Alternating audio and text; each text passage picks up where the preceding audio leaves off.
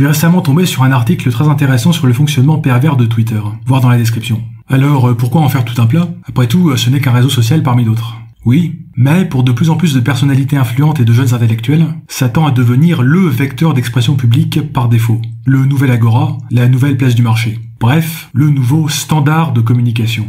Et ça a déjà des conséquences très problématiques. Mais commençons par le commencement. Au début, quand vous vous inscrivez sur Twitter, il n'y a rien de trop dramatique. Vous suivez des gens que vous aimez bien, et vous restez cantonné aux communautés qui vous intéressent. Mais à mesure que vous gagnez des abonnés, que ça vous plaise ou non, vous développez des liens indirects avec d'autres communautés, qui peuvent avoir des idées radicalement différentes. Et au bout d'un moment, des gens commencent à vous suivre, pas parce qu'ils vous aiment bien, ou qu'ils aiment bien vos idées, mais parce que vous représentez un certain type de pensée, et que vous vous exprimez sur des sujets qui leur tiennent à cœur. Ces gens ne sont pas d'accord avec vos idées, ni même intéressés intellectuellement par vos idées. Mais ils vous suivent pour garder un œil sur ce que les gens de votre milieu disent. Et à partir de là, les interactions ressemblent de moins en moins à des discussions, et de plus en plus à des accusations.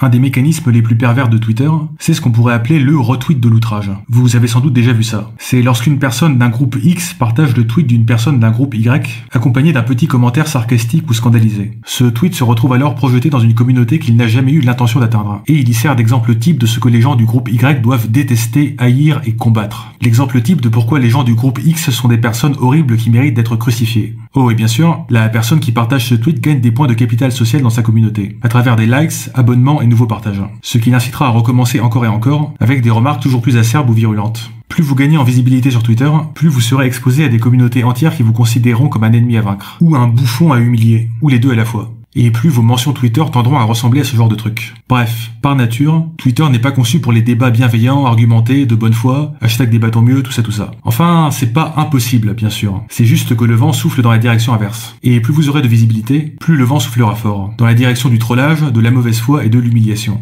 Et vous avez peut-être remarqué que certaines figures de Twitter deviennent de plus en plus amères et cyniques à mesure qu'elles gagnent des abonnés. Un autre effet pervers, à force de traîner sur Twitter, c'est que vous allez finir par avoir vu tous les débats possibles, conduits de toutes les façons imaginables. Sur l'avortement, les armes à feu, le nucléaire, le mariage gay, la chloroquine, etc.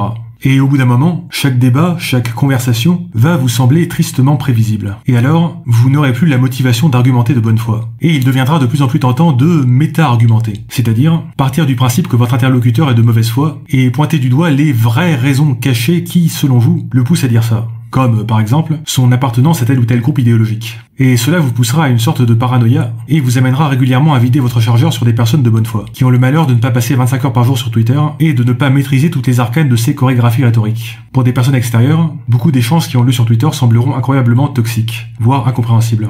Mais comme je disais plus haut, pour toute une génération de jeunes intellectuels et figures publiques, tout ça, toute cette merde corrosive, ce marécage radioactif, eh bien, c'est ce qu'ils ont toujours connu comme étant le mode de débat public par défaut, le standard. Ce qui laisse augurer un futur à l'image de Twitter. Comme dit l'article en conclusion, bienvenue dans le monde que Twitter a créé.